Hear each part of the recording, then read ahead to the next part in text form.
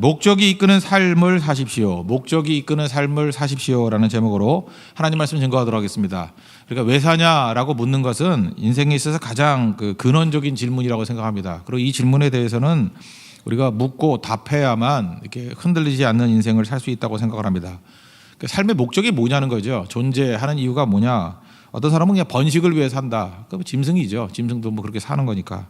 또 어떤 사람은 즐거움을 위해서 산다 이렇게 얘기하는 사람이 있습니다. 쾌락이 즐거움이 목적이 될 수는 없겠죠. 만약 그렇다 그러면 극단적으로 뭐 환각제라든지 마약을 해서라도 즐거움만 있으면 되는 거 아니겠습니까? 그죠? 이건 사실은 금방 그 기초가 무너지게 된다는 것입니다. 또 많은 사람들이 소유를 위해서 살아갑니다. 소유는 임시방편이죠. 몰입하는 거죠. 그냥 공부 잘하고 뭐 돈 많이 벌고 뭐 좋은 데 가고 많이 그 다음 목표를 향해서 그냥 몰입할 뿐이지 그거 빨리 얻으면은 허망에 금방 빠져버린다는 것입니다. 이게 인생의 목적이 될 수는 없다라는 것입니다. 그래서 인생의 목적이 잘못되면 사람들이 이렇게 무의미함에 빠지게 되고 공허함에 빠지게 된다는 것입니다. 요즘에 생각보다 우리나라도 이제 경제적인 발전이 있고 또 이제 좀 심화되지 않았습니까? 그래서 성공 이후에 공허감에 빠진 사람 되게 많습니다. 그건 그럴 수밖에 없어요. 목적이 잘못됐기 때문에. 목적이 아니기 때문에 그렇습니다. 그래서 다 이루었는데 이게 아니다 이런 느낌을 받는 거죠. 오늘 2절을 보니까 사람의 행위가 자기 보기에는 모두 깨끗하여도 그랬죠. 뭐 이게 뭐 청결도의 문제라기보다도 자기가 보기에는 옳아 보여도 뭐 그런 뜻이죠. 자기가 생각하는 게 옳다고 또 다 옳은 게 아니라는 것입니다. 그래서 스스로 생각하기에 내가 가진 것이 이것밖에 없어. 이런 것이 이것밖에 없어. 그렇게 소유를 가지고 자기를 평가하는 사람들은 그게 갖지 못해서 오는 허망함도 있지만 가졌다 할지라도 똑같은 허망이 오게 된다는 것입니다. 그래서 이런 질문은 바른 게 아니라는 거예요. 목적을 잃어버리는 것은 그리스도인들도 잃어버리는 것 같습니다. 그 예레미야서를 읽어보면 예레미야가 고난이 많잖아요. 고난이 많다 보면은 깜빡깜빡 하는가 봐요. 잠시 이렇게 목적의식을 잃어버리면 예레미야 20장 18절을 보니까 내가 뭐 때문에 태어나서 태에서 나와서 고생과 슬픔을 보며 나의 날을 부끄러움으로 보내는가 뭐 이런 탄식을 합니다. 그러니까 이게 선지자도 이런 모습을 보인다라는 것은 누구나 그럴 수 있다라는 거죠. 그래서 우리가 주기마다 꼭 점검해야 될 게 뭐냐면 하나님이 이 땅에 나를 보내신 목적이 있고 그 목적이 이끄는 인생을 살아야 된다는 것입니다. 오늘 핵심이 4절이에요. 사실은 4절을 보시면 여호와께서 온갖 것을 그 쓰임에 적당하게 지으셨나니, 그러니까 하나님께서 우리를 만드실 때 쓰임에 적당하게 만드셨다. 이제 그게 있다라는 거예요. 그러니까 인생을 잘 사는 건 뭐냐면 쓰임에 적당하게 사는 거겠죠. 그러니까 사명에 합당하게 사는 것보다 더 잘 사는 인생은 없다라는 것입니다. 1950년 12월 15일이죠. 15일. 그러니까 12월 15일이니까 얼마나 춥겠습니까? 그 장진호 전투라고 들어보셨죠? 장진호. 그 유엔군이 쭉 올라가다가, 유엔군 그래봐야 거의 미군이죠. 미군이 함경도 쪽으로 올라가다가 그 생각보다 그 중공군이 전투를 잘했습니다. 걔네가 뭐 인해 전술 그래가지고 북치고만 내려오는 줄 아는데 이게 전투 경력이 대단해요. 이 마오쩌둥 부대가 이게 팔로군이라고 해서 굉장히 세거든요. 그래서 속임수에 의해 가지고 이렇게 뭐 눈 속에 숨어 있다가 이렇게 포위를 해버렸어요. 그래서 그 미군이 그게 원래는 정규 규모는 10만 명인데 이제 또 자기들 창피하니까 줄인 것 같기도 하고 3만 명 정도가 포위를 당한 거예요. 그러니까 오랜 동안 포위를 당한 영하 뭐 25도까지 내려가고, 기록에 의하면요 최근 들어서 미군이 전투했을 때 가장 크게 패한 전투예요. 근데 그걸 뭐 지금 역사에 남겨두려고 그러죠. 이렇게 다시는 수치를 당하지 말자 하는 건데 3만 명이 포위당했는데 2만 5천 명이 죽고요. 5만 명이 부상당했어요. 난 이걸 기록을 보면서 웃기더라고. 3만 명 중에 2만 5천 명이 죽고 5천 명이 부상 입었어요. 전멸. 5천 명이 살아왔는데 산 게 아니에요. 그죠? 그냥 거의 다 동상에 뭐 이런 문제가 됐죠. 그래서 그 포위망을 뚫고 그거 뚫으라고 미국이 엄청난 자원을 쏟아 부었습니다. 이렇게 날마다 폭격하고 그 포위망 뚫으려고. 그래서 이제 다 포위 당해 있으니까 그때 이제 그 원산항에 있는 흥남부두가 있지 않습니까? 흥남부두에서 철수를 하는 거죠. 그 철수한 인원이 그 군인으로 따지면 20만 명이 넘어요. 그냥 거기서 엄청나게 철수를 했거든요.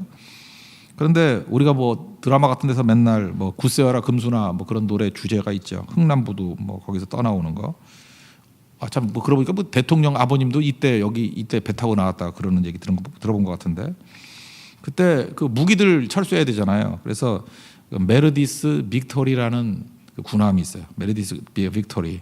여기에 이제 무기를 싣고 다 나와야 되는데 피난민이 30만 명이 몰려들었대요. 항구로, 부두로. 서로 도망치겠다고. 이걸 통해서 알 수 있는 거 보면 명확하죠.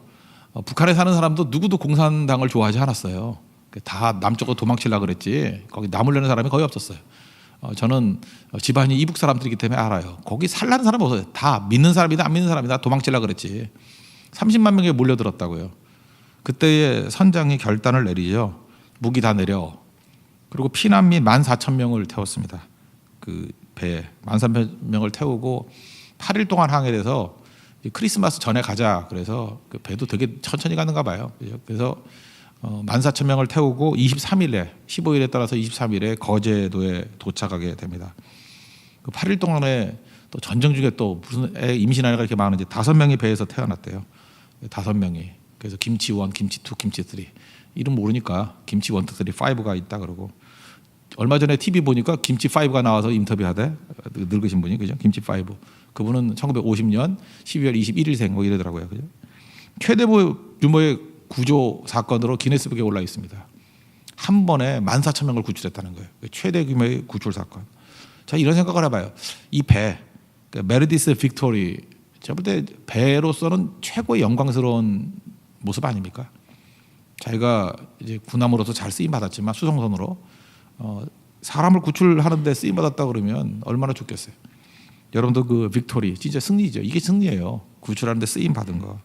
1993년도에 화물선으로 개조됐다가 최종적으로는 중국에 가서 분해돼서 산화됐대요. 없어져 버렸대요.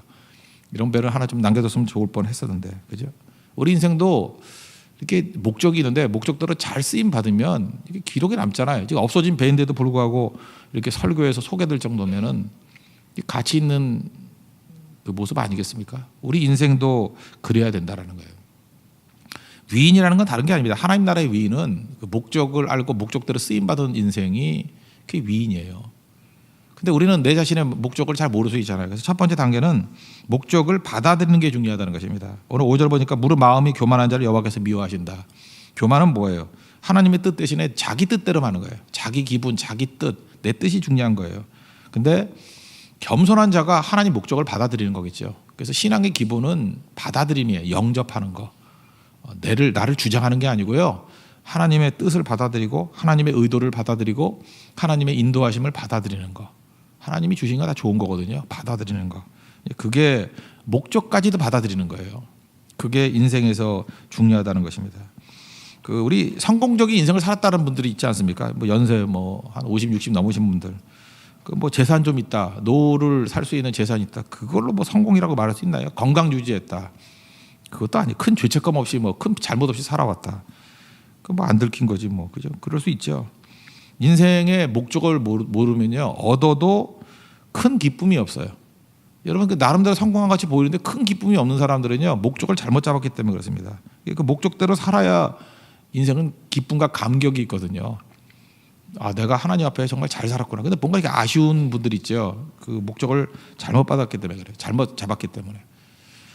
하나님을 모르는 채 내 인생의 목적을 발견할 수 없습니다. 왜? 지으신 분이 하나님이시니까. 그래서 하나님을 알게 되고 하나님을 섬기게 되면은 제일 먼저 나타나는 감격이 뭐냐면 인생의 목적이 뭔지를 금방 알게 된다는 것입니다. 목적을 알면 아 이런 거였구나 막 후회 막심해요. 이렇게 살았어야 되는데 그래서 인생을 후회하는 게 딱 그거 하나예요. 내가 목적을 몰라가지고 잘못 살았다는 거예요. 뭐 예를 하나 든다 그러면 그 외국에 뭐 영국인데 영국에 이제 유학 갔던 분 얘기예요. 한국에 왔다가 주인 교수님한테 이렇게 그 인사동 같은 데서 호롱불을 샀대요. 이렇게 뭐 등 돼 있고 호롱불 있죠. 이렇게 나무로 잘 깎아 만든 거.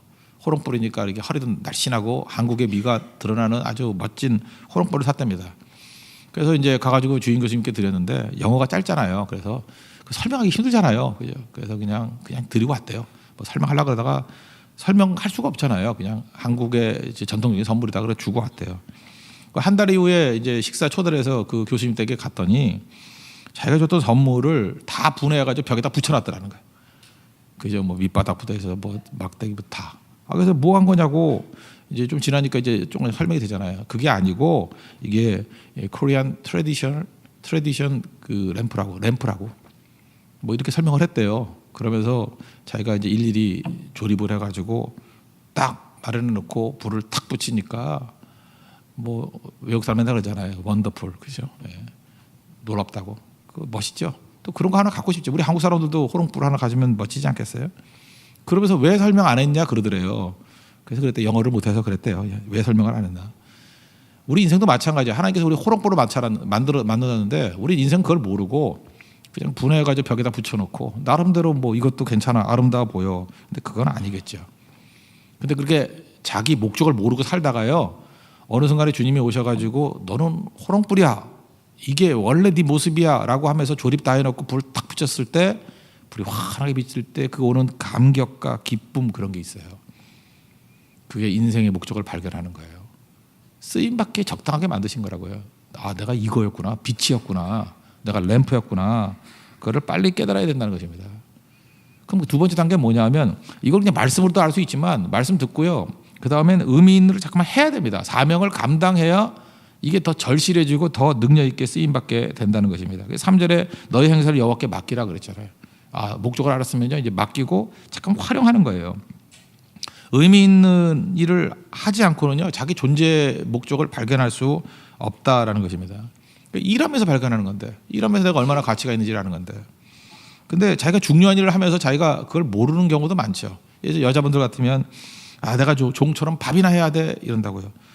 아닙니다. 실제로요, 그 가정에 있어서 어머니가 해주는 그 밥을 통해서 하나가 되고 치유가 되고, 그거 돈으로 환산할 수 없는 거예요. 그게 어마어마한 거거든요. 만약에 그 어머니가 주는 사랑의 그 느낌을 받으면서 밥을 먹는다 그러면 제가 볼 때 뭐 진짜 돈 있는 사람들은 몇십만 원을 내고도 그 먹을 수 있는 가치예요. 돈으로 환산할 수 있는 가치가 아니에요. 그거는 거기서 다 살아나는 건데, 돈 많은 사람들이 레스토랑 다니면서 그저 혼자 먹기 힘드니까 뭐 그냥 허들의 친구들 불러다가 밥 먹으면서 허망하게 그 하루 저녁을 보내는 사람들 얼마나 많은지 아십니까? 그건 굉장히 가치 있는 일이라고요. 본인밖에 못하는 일인데 그걸 모르는 거예요. 남자분들도 마찬가지죠. 뭐 가정을 위해서 일하는 거, 그게 얼마나 중요한 건데, 내가 뭐 평생 뭐 일벌레인가? 그거 아니에요. 그걸 통해서 가정들이 살아나고 화목한 가정을 이루는 하나님의 사명을 이루는 거, 그거는 엄청난 일이라는 것입니다. 그래서 하나님께서 내가 이게 가치는 어디서 나오냐면 섬기는 데서 나오는 거예요. 희생하는 데서 나오는 거라고요. 그래서 여러분들 이렇게 생각하면 돼. 하나님께 내게 주신 모든 걸 가지고 다 내가 누리려고 그러지 말고 희생하는 속에서, 섬기는 속에서 가치가 막 나오고요. 그게 궁극적으로 내 기쁨이 된다. 그거보다 기쁨 없어요. 하나님께서는 인간을 그렇게 만들었기 때문에 그렇습니다. 쓰임 받을 때 기쁜 거예요. 쓰임 받을 때. 그래서 언제나 쓰임 받는 게 되게 중요한 거라고요. 그 2차 대전 때 헝가리에 그 나치 수용소가 있었답니다. 포로 수용소가 있었는데 한 3,000명쯤 됐대요. 그러니까 꽤 큰 규모의 수용소죠. 거기서 이제 공장을 돌리는데, 그 죄수들 놔둘 수 없잖아요. 공장을 돌리는데 폭격을 맞아가지고 공장이 다 무너져 버렸답니다. 그러니까 이제 시킬 일이 없잖아요. 그러니까 이 포로 그 소장이 그 뭐라도 시켜야 되겠다 그래가지고 그냥 이쪽에 이게 잔해들이 있죠. 잔해들이 있는 걸, 쓰레기들을 저쪽으로 옮겨. 또 그다음에 여기 있는 잔해를 또 이쪽으로 옮겨. 뭔가 이게 뭐 시켜야지 규율이 잡힐 것 같아가지고, 그러니까 한마디로 말해서 무의미한 일들, 가치 없는 일들을 자꾸만 시켰다라는 거예요. 그랬더니 서서히 정신병 환자들이 막 나오기 시작하고요. 경비병을 향해서 이렇게 덤비더래요. 그래서 총에 맞아 죽는데, 죽는 걸 보고도 또 뛰어드는 사람 나오고. 그래서 이게 질서가 안 잡히더라는 거예요. 그때의 그 모습을 보면서 이제 책도 쓰고 한 사람들이 나오는데, 인간은요, 의미 없는 일이 지속되면은 내가 살아서 뭐해 하면서 극단적인 선택을 한다는 것입니다. 이 포로 수용소에서 벌어진 일만 아니라는 거예요. 우리 인생 가운데도 많은 순간에 자기가 생각할 때 의미를 못 찾으면요, 내가 이거 의미 없는 일 자꾸 반복하면 내가 살아서 뭐해. 그래서 의미 없는 사람들을 보면 다 공통점이 이기주의예요. 에고이스트들이에요. 자기밖에 몰라. 그래서 그 이기주의자만큼 심성이 약한 사람이 없어요. 그러니까 자기 감정에 막 사로잡혀가지고, 자기 이익에 사로잡혀가지고, 자기 수대로 안 되면은 살아서 뭐해 이렇게 돼버린다. 무의미하게 느끼는 거거든. 그러니까 무너지는 거죠. 그런데 어느 순간인가 섬기기 시작하고, 그저 자기가 하나님 앞에서 어떻게 쓰임 받았는지를 알기 시작하면 이게 달라지게 된다는 것입니다. 그 헨리 리브만이라는 미국 분이 계시는데요. 원래는 9살 때 폴란드에서 뉴욕으로 이민 오신 분이에요. 그러니까 뭐 가난하게 와가지고 그 평생 맨하탄에서 과자 가게 했어요. 과자 가게를 74세까지 했어요. 그러니까 뭐 평생 과자 팔던 분이죠. 그러다가 은퇴를 하고 이제 뭐 미국에도 노인정 비슷한 데가 있을 거 아니에요. 뭐 맥도날드 비슷한데. 근데 가가지고 무료한 시간을 보내는데 하루는 이제 바둑 두는 친구 이렇게 뭐 체스겠죠. 이제 서양 바둑이니까 체스 두는 친구가 안 오더래요. 그래서 이렇게 멀뚱멀뚱 있더니 어떤 봉사요원이 와가지고 요즘에 그림 가르쳐 주는 데가 있는데 혹시 그림 그릴 마음 없냐고. 그래서 좋다고 그래서 심심해서 갔대요. 10주 코스로 일주일에 한 번씩 10번 그림 그 수련을 받았답니다. 그림 그리는 거. 81세예요. 그때가 81세. 그때부터 그림 그리기 시작해가지고 이분이 101세 돌아가셨는데 헬 리브만이라고 101세. 글쎄 그 전시회를 20년 동안 22회를 했대요. 우리에도 뭐 김국희 자매라든지 이런 분이 뭐 이렇게 미술하신 분이 있는데 내가 이게 얼핏 보니까 한 번 전시할 때마다 20점에서 30점 정도의 작품이 있어야 되겠더라고요. 그래야 전시하죠. 그러니까 1년에 30개 이상 그린 거예요. 그러면 뭐 한 달에 몇 개 그린 거야? 한 2개나 3개 정도? 여러분이 대충 그리는 스케치 말고요. 제대로 된 작품들. 이 사람 유명한 사람이에요. 그래서 미국의 샤갈이라고 부르는 사람이에요. 유명한 사람이거든요. 이거 그림 한 장 되게 비싸요. 근데 이분이 언제 시작했어요? 그 노인정에서 이렇게 처음 배운 게 81세 때. 여기 81세 넘으신 분 안 계시죠? 계신가요? 네, 안 계신 것 같은데. 우리 아버님이 이 나이인데 이제 미술 시작하면 큰일 나겠어요. 이제 100일 때까지 전시에 또 따라가야지 뭐. 그 인생이 달라지는 거예요. 그 선교도 마찬가지예요. 어떤 분이 내가 선교를 위해서 평생을 바치겠다. 60세에 깨달았다고 합시다. 60세. 지금부터요. 모든 선교 가면서 헌신하면 20년 하면 80세. 뭐 짧게 잡아도 20년 하면 80세잖아요. 그러면 여러분 선교사라고 교회에서 파송한 분들 한 텀이 5년이에요. 5년 하고 뭐 이분들 뭐 또 1년 안식년 오고 또 뭐 또 어디 가서 또 공부한다고 가고 실제로 한 분의 선교사를 파송해서 내가 볼 때 2텀을 못 버텨요. 10년도 못해 선교. 지금 오래 하시는 우리가 선교 연계하는 분들은 되게 오래 하는 선교사님들인데 되게 10년 하고 그냥 널브러지고 막 그래요. 그런데 이 평신도 선교사를 할지라도요. 이렇게 선교 매번 선교 가면서 이렇게 헌신하면서 한 20년 지내면요. 자기 인생에 있어서 웬만한 선교사 이상의 일들도 할 수 있다고 좀 봐요. 헨리 리브만 보세요. 이게 언제 쓰임 받는 것을 자기가 깨닫게 되는 그 순간이라는 것입니다. 그러고 인생 그렇게 헛되게 사는 거 아니에요. 쓰임 받는 걸 깨닫고 쓰임 받는 현장에 나가다 보면 늦은 거 없어요. 늦긴 뭘 늦어요. 아 이분이 81세라 그러는데 모세도 80세라는가? 모세가 그 시대에 오래 살던 시대도 아닌 것 같아요. 인생이 70이고 강건하면 80이고 그랬잖아요. 근데 80대 시작했다라는 거는 특이하게 오래 산 거죠. 하나님께 그렇게 사용해 주신다는 것입니다. 그러므로 장애라는 것은요. 나이 먹은 것이 장애 아니고요. 건강 잃은 것이 장애 아니고요. 돈 없는 게 장애가 아니고요. 목적에 관계없이 살아가는 게 장애예요. 그러니까 장애 인생 살지 마십시오. 빨리 목적을 알고 상님과 희생을 통해서 나아가게 될 때 쓰임받기 적당하게 지으셨다. 이걸 깨닫고 하나님 내가 쓰임받기에 적당하게 살게 해 주십시오. 이게 사는 길이라는 거예요. 우리 하나님 앞에서 우리 한 생명도 한 영혼도 한 인생도 이렇게 허무한 인생 되지 아니하고 가치 인생 되는 우리 축복과 은혜가 넘쳐나기를 기원합니다. 모두 자리에서 일어나겠습니다. 505장 찬송하겠습니다. 505장.